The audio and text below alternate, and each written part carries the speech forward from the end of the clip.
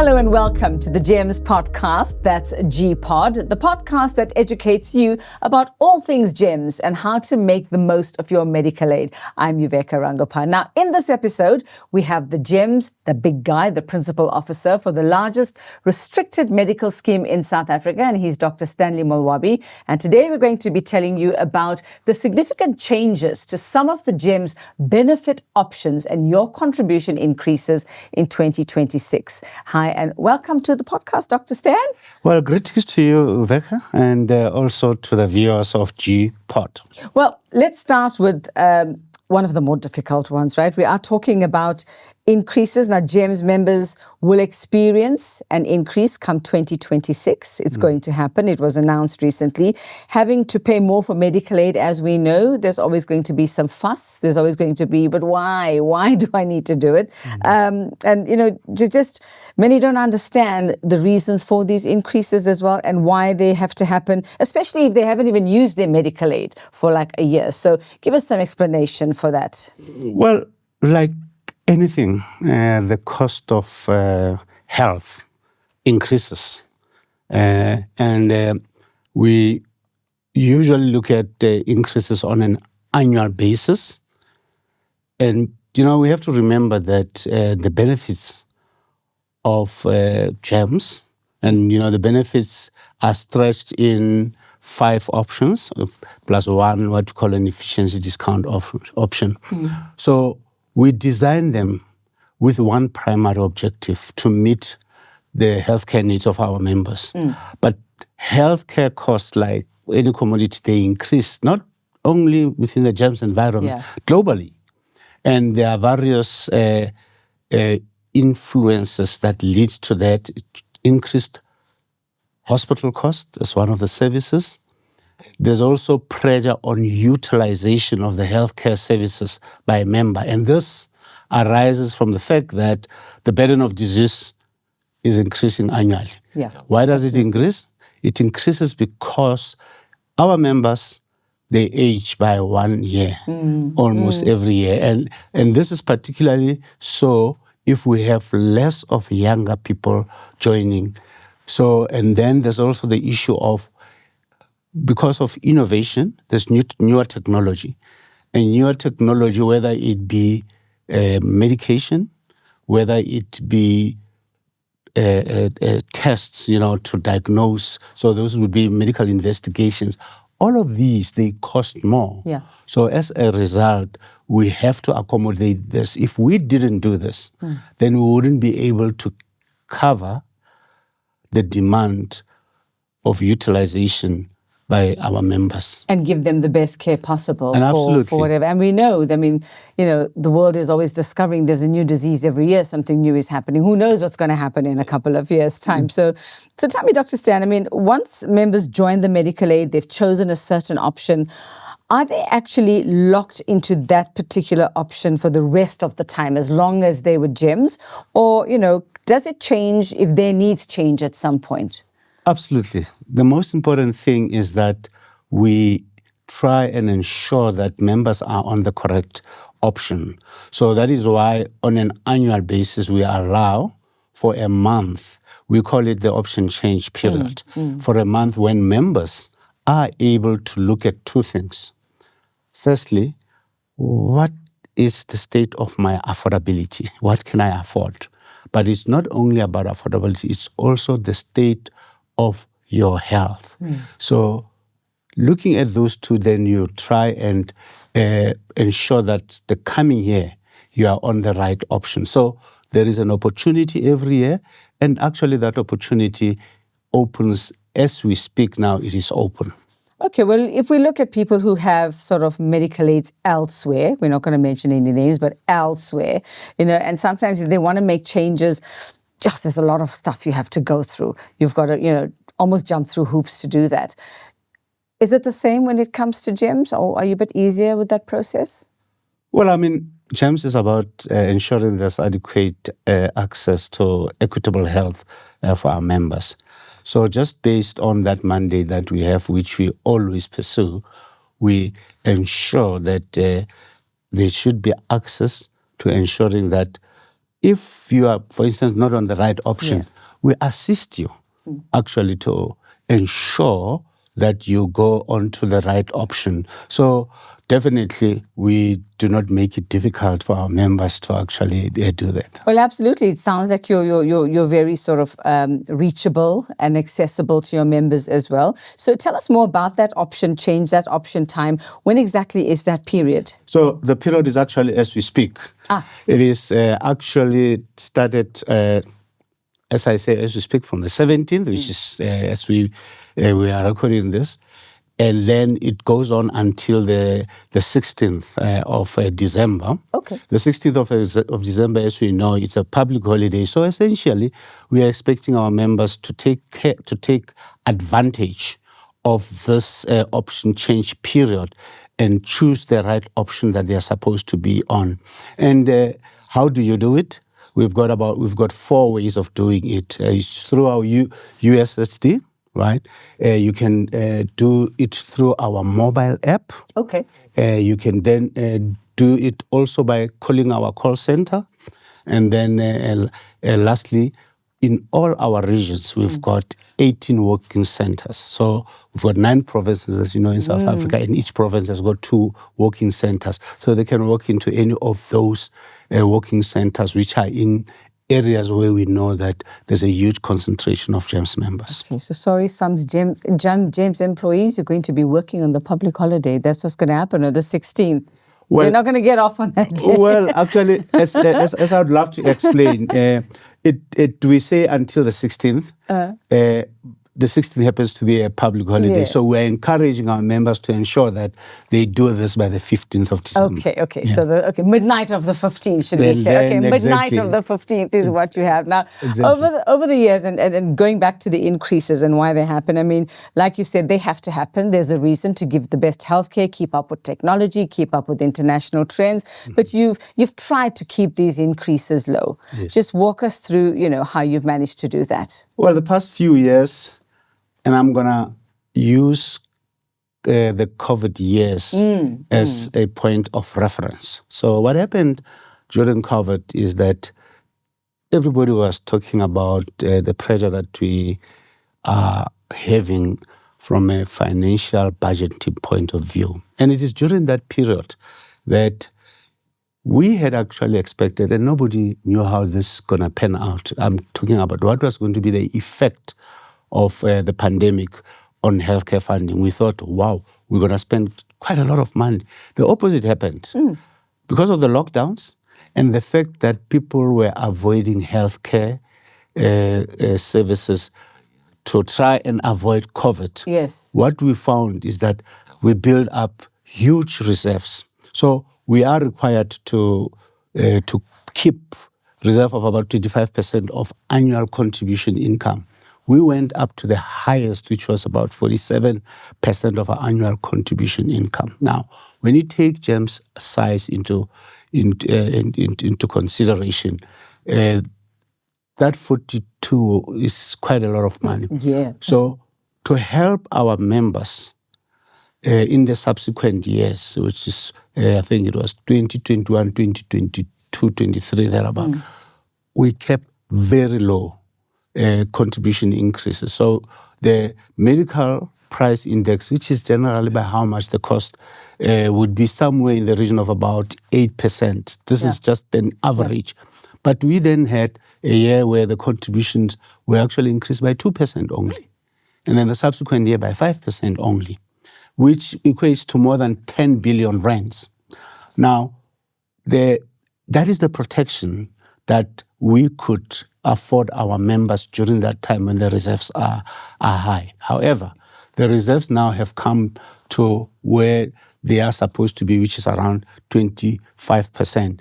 And the increases that we are now implementing are real to ensure that we don't go too below the reserve ratio, but while we are able to cover the costs. Well, and that makes sense. I mean, what you're saying about during the COVID years when people avoided, they were basically trying to stay healthy and stay alive, right? And then that goes to how if you try and stay healthy, then it keeps the cost lower. I mean, exactly what the message you've been trying to send out as well. And obviously, they have been not being very healthy recently, but that's a different story. But when it comes to affordability with and GEMS, how do you compare with other schemes in the country? Now, so when you look at the industry, in South Africa, we've got about 70 medical schemes. It's actually 71. Let's say around 70. All those medical schemes have about in excess of 250 options. So one of the things is that when we talk about comparing, we have to ensure that we compare like for like, similar for similar, so that we don't, as the adage says, we don't compare apples and pears. So when we talk about, we looked at comparable options, and on average, GEMS is about 23% cheaper than comparable options, so where you get similar benefits. And that is if we don't take the employers, which is government in our case, subsidy into consideration. If you put the subsidy in the equation, then actually we, on average, about 51% cheaper than comparable options. That's a big number. It is actually very, very significant, and it's something that makes GEMS unique. Well, people are always suspicious. We're always skeptical. And, when something is cheaper or that much cheaper and it seems reasonable, if it seems too good to be true, we always think, okay, where are they cutting costs? Where are they compromising? What's the catch? And basically? That is the most important thing. We don't compromise on the quality of healthcare that our members have access to. So while there is that affordability, when we talk about comparison, it is important that we state that we don't compromise on quality. So we negotiate, for instance, within the GEMS environment with the hospitals, with the healthcare providers, to ensure that the standard of the healthcare that our members access remains of acceptable quality. So that is part of the work that we do to ensure that there's no compromise on the quality. And I mean, part of that, and this was part of a previous discussion, is where we spoke about things like fraud, waste, and abuse, and that forms part of what you're saying in keeping things real and keeping things better and for members. Just recap for us a little bit about what we spoke about in that earlier episode and how this helps the actual member. Yes. So before I talk about how it helps, I'm going to talk to how it disadvantages the member. So fraud, waste, and abuse is one of the biggest challenges that we are having. So the elements of fraud, waste, and abuse are that those who commit fraud are those who have an intent. And it actually is a criminal activity. So where people, and it doesn't matter, across the board, we find that members, healthcare providers, can actually be, sometimes we find there's collusion between them. So with fraud, there's an intent to gain unlawfully.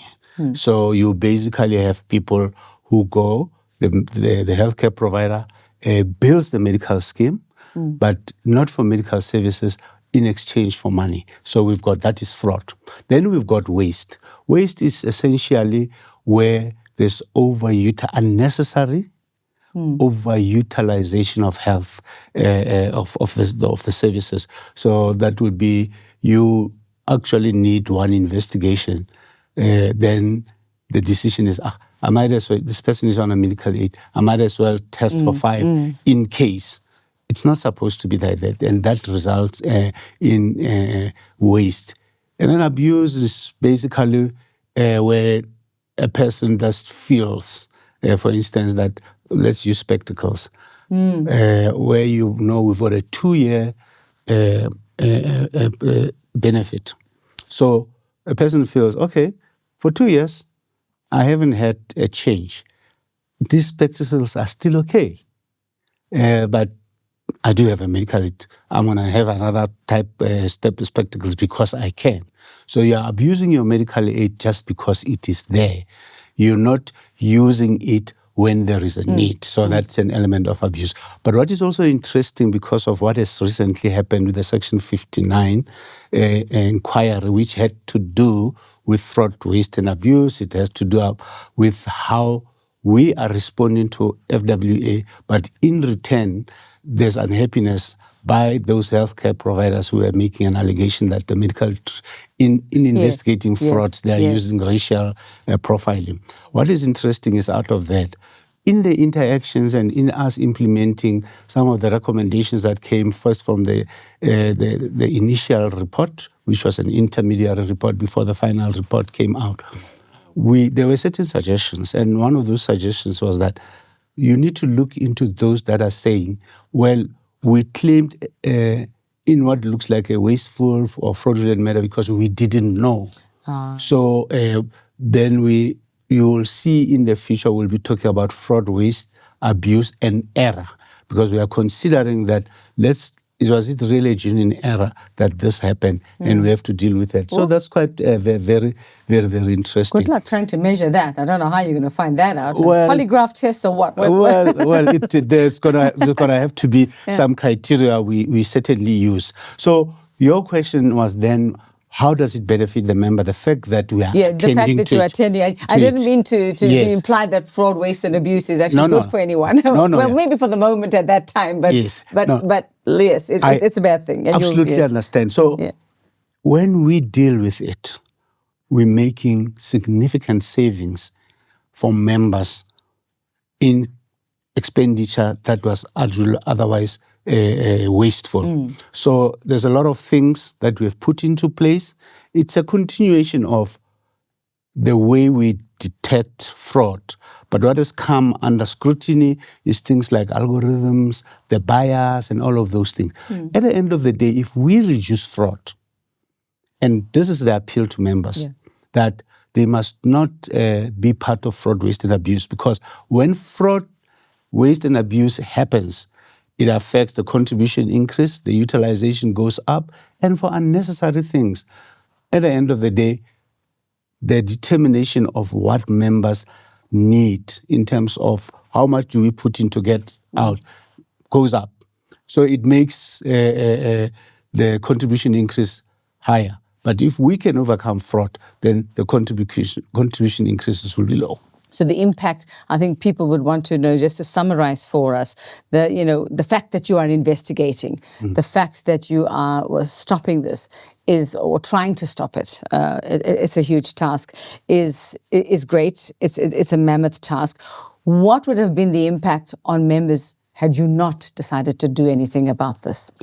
Clearly, one of the things is the contribution increases that is so much part of what we are dealing with would be higher than what they are. So those activities are also part of ensuring that unnecessary utilization is kept at a minimum. Okay, and again, that goes to healthcare. If those contributions are too high, you are not going to you're not going to be able to afford it. You're not going to be able to get the care that you need.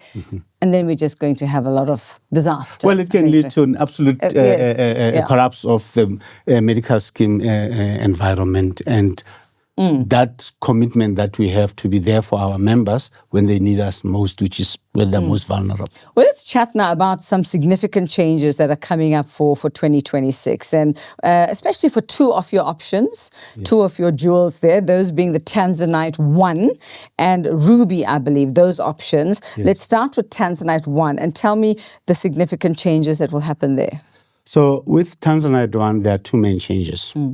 It is the fact that when you're on Tanzanite 1, whereas there was not much differentiation on this low cost benefit option, and I'm using that low cost benefit option with having in mind that it's used as a term that in the industry there's actually a court case. So I'm just describing it. Okay. It's for description purposes. That's a disclaimer, by the way. It's a description purposes. So some people say we should call it low contribution options. So the low contribution option in our case is Tanzanite 1. And the main change there, as I said, it's 2. It is that whereas access to hospitals, private, for which we pay for, was for everything. Now, to overcome the utilization and overutilization, it's now going to be a strictly prescribed minimum benefit option. That is the big one. Yeah. And it's going to basically save to ensure that we continue to be a financially sustainable scheme. It's going to save in excess of R500 million in the coming year. And that's our calculation. That's a difficult one to understand. We hear, members here prescribe minimum benefits and don't quite understand exactly what these are. And especially, I think, explain to us in language that I can understand. Yes. Yeah, just if I remember, what that means for somebody who's on Tanzanite 1. What's prescribed minimum benefits, PMBs, and what does it mean for those on Tanzanite 1? So the prescribed minimum benefits, and in this case, remember, we're talking about mainly in the hospital environment, are a set of conditions that are stipulated in the regulations of the Medical Schemes Act that a medical scheme is obliged by law to pay. So it is all those essential things that if a person has that condition, by law, you are obligated to pay. Your scheme rules cannot be designed in a manner that it excludes prescribed minimum benefits. Whereas those that are not prescribed minimum benefits, you could have exclusions based on the options. So in essence, that is what prescribed minimum benefit means. So there are certain things that you absolutely, will get the care for, and your medical aid will have to pay. There's no finding a way out of it. Exactly, and that is what we are attempting to solve in terms of the excessive utilization on a low contribution income, low contribution option, Tanzanite 1. So that is the first one. Yeah. The second one, we basically have a bias as GEMS to have our members have access to primary healthcare services. So what we did in our design previously was that we opened up access to the primary healthcare doctor, the GP. But we have found that based on our data analysis, that this was being abused. There was excessive claiming because they were unlimited. So from 2026, the visits to the GP will be limited to 8 of them you can access without any hassle. But if you use 8 GP visits and it's before the end of the year, you'll be required to get a authorization before you can visit, beyond the visit of 8. So what now, it's a control measure to take care of this excessive use that we had experienced. So those are the 2 main changes on Tanzanite. Very interesting. We don't think about those things and how it actually impacts the entire scheme and everyone on the scheme. Yes. Now, it seems like GEMS has really, gone the extra mile to add more chronic illnesses to the list. Tell me more about that. Well, before I do that, on the chronic list, the second thing, remember we said 2 options. So on the Ruby option, the main thing is that the Ruby option is going to be now part of a hospital network, whereas you could access or hospitals. So now there's going to be that network, which is sort of a restrictions, but it's basically to ensure that we deal with the issue of overutilization. On the issue of additional conditions, yes. So as I indicated, that prescribed minimum benefits are a set of conditions that are stipulated in the regulations of the Medical Schemes Act, which says these ones the medical aid has to pay. And on the chronic conditions, what then happens is that we had determined that there are conditions that even if they have not prescribed minimum benefit, are so important, and then we added them to our chronic disease list. Okay. So we manage those differently. Basically, you could find that in certain instances, we will pay according to the new formularies that we have determined. So the formularies are designed in a manner that they cover those additional chronic disease list conditions. There can be instances, just to control, where you find that there may be co-pays that apply in the event that a person is accessing a medication for chronic diseases. However, those medication is not within what you call the maximum medical aid price, MMAP. Now, that's a term that we use. It's a new one. Yes, Okay. that's a term that we use to say you have a certain number of generics, and there's an average price. Those that fall within the average price will pay fully. Those that go above the average price, there will be a copay. It's a measure to ensure that we don't overpay for these medicines. Okay, that's fantastic. And I mean, we are going to talk more about the Ruby option as well and what's happening there. But just to round up for us when it comes to Tanzanite 1, just encapsulate for us, Dr. Stan, just the major changes that will happen for Tanzanite 1 option. Yes. So essentially, as I indicated, so for Tanzanite 1 option, and this is important, Tanzanite option is an option where the contribution is on the low side. And the intention was to make sure that there is access to the very, very basic needs that a member of a medical scheme have. By the way, and I think this information is important, it is an option which started in 2023, whereas previously it was called Sapphire. Now, so the Sapphire option used to have huge restrictions. For instance, you could only access public sector hospitals and then only minimally access private sector hospital.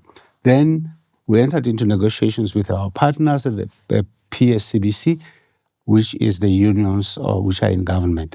We came up with Tanzanite 1. Tanzanite 1 then just grew. It has grown up to becoming the biggest option within the medical scheme. Why do you think that is? I'm going to interrupt you there quickly. Issue. Okay, all right. Yes. So now, what is important is the fact that it was intended for the employees who are earning least. However, when we do option changes, the one that we spoke about earlier, even people who are earning on the higher side now started joining Tanzanite 1. Is that fair? Well, that is exactly now one of the biggest changes that we are resolving. So when we are talking an average contribution increase of 9.8%, we're talking about an average.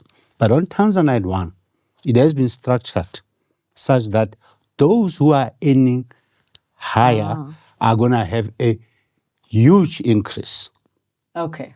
And all we are doing, we are disincentivizing them from being on the wrong option. And wrong, I mean, because they afford more, they should be on higher options. Remember, we said when you choose an option, it's affordability and the state of your health.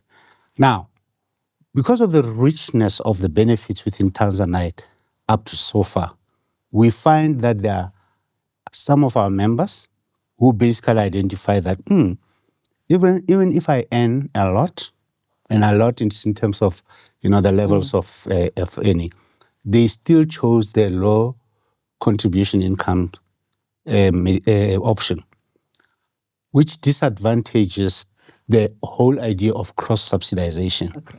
So to resolve that, in our income bands, those who earn high are going to experience increases that are well in excess of the 9.8 average that we are talking. And I think that's going to be the most significant thing in this option change. You expect a lot of unhappiness over there. Of course, exactly. Yeah. So that is, but I think it's a well thought thing. It is to ensure financial sustainability. It is to ensure that the whole concept of cross-subsidization is not compromised. Okay, and that's, they continue to get the best deal when it comes to gems. Yes, absolutely. Okay, well, let's talk about Ruby now. Tanzanite 1 has had a lot of airtime. Let's talk about the Ruby option and members there. What big changes can they expect for 2026? Well, the big change with Ruby, it's that Ruby up to thus far was not a network option. But also having looked at the fact that the utilization, when it is not managed, it tends to go out of control. So the main thing that has been introduced with Ruby is that now it's going to become a hospital network option. So you basically will be expected to use hospitals which are within the GEMS network environment. And, the effect of using networks on other options that have been on this network regime, if I can call it that, is that the downstream costs, when you talk downstream costs, it's anything after the doctors have seen you, you go into a hospital, we made savings of about 17%. Now you would ask, okay, if you make 17% worth of savings, well, how does it benefit the member? What we created then is what we called emerald value option, where you have to consult, you have to be admitted within the hospitals, but you pay less. So a member who's on emerald value option has the same benefits as a member who's on emerald, which is not restricted. But if you're on emerald value option, you could save, depending on the size of the family. So an average family of 4 beneficiaries would save anything between 600 and 1,000 rand in contributions per month, which is very, very significant. That's a lot of money for a lot of families. And I would imagine that is the reason. Let's just pat you on the back a little bit here. Now, you were recently ranked second in the country in the prestigious, it's a very long word, your Ask Africa Orange Index Awards. That's a very long title, but you managed to come second. Now, why do you think that is? And what does it actually mean for what you do for your members and how they benefit from that? One thing for sure is, besides, what members experience, which is the benefits we put out there, and which is what we talked about mainly. But there's a big operation behind the scenes. That operation talks to things like call centers, where our members have to phone in to make inquiries about their benefits, about authorization to see doctors, authorization to get into a hospital. All of that is how we interact with our members. So the Ask Africa Orange Index in the medical schemes looks at the member-facing services. And we basically have moved from, in the previous year when we were, I think, number 5. Yeah, you were 5th. It's a big jump. So you must have done some fantastic stuff 2. In between. What was And the bottom line is that we listened. Okay, good. So how do we listen? We have, apart from that independent industry survey that is done by Ask Africa, we have a GEMS-initiated monthly survey. So those members who have interacted with the scheme in the past 6 months are then surveyed to see how do you experience the services, and then they tell us what the challenges are. They tell us what they are not happy about. Then we concentrate on fixing that. So bottom line, we listened. And you get that feedback, what is it, via is it websites, surveys. The monthly surveys? The monthly surveys, right. So there is an organization that surveys, that samples members who, as I said, who have seen this, who has interacted with the scheme in the past 6 months. And then that sample, we then look at what they are complaining about. And I think the fact that we listened to our members is what would have led to this turnaround. I think we should also thank our members for actually doing the survey, because when somebody sees a survey, we hardly ever do it, right? So it pays literally to actually answer those questions. Absolutely. Yeah. We are very Yeah. appreciative Yeah. of the fact that actually our members are prepared to participate in those surveys. Which means they understand, and you've done a great job of explaining to them why what the benefits would be. So let's, we're almost at the end of our time, which always makes me very sad. But let's remind our members, Dr. Stan, about those who want to change their options for the coming year, how they can do if they want to. What is it that they need to do if they want to do that? Yeah. So basically, our members can get into contact with us via USSD, and they would get the number for this on all of our publications and on our website. There's a lot of the communication that we have just sent to them, for instance, regarding the 9.8. And then we also have the mobile app, the GEMS mobile app, where you can actually do the option change. The mobile app, it's basically, a tool through which you can do quite a lot besides the option change. Things like just submitting your claims and all of that. So, but the main thing is that the option change you can do through the mobile app. And then it's also by calling our call center number, and then you then go through the prompts that will take you to the option change option. And then we having 9 provinces in South Africa. GEMS is one of the few, if not the only one, that has got a member everywhere in South Africa. Yeah. So in all the 9 provinces, we have 18 working centers. So you can go into any of our working centers and do your option change. And the period is very important.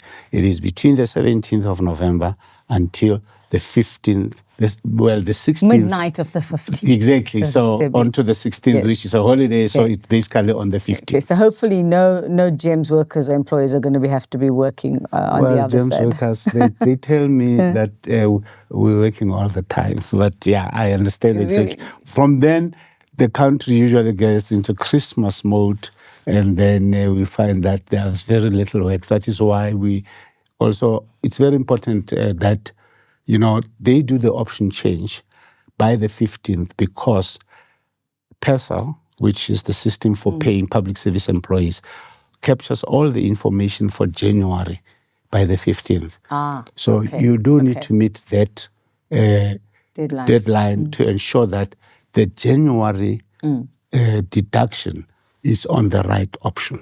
All right. So on that note, I think let's get some last words from you to GEMS members, some advice. You've given lots today, but just to wrap it up for them in terms of how they can best utilize your service and the benefits that they get from you.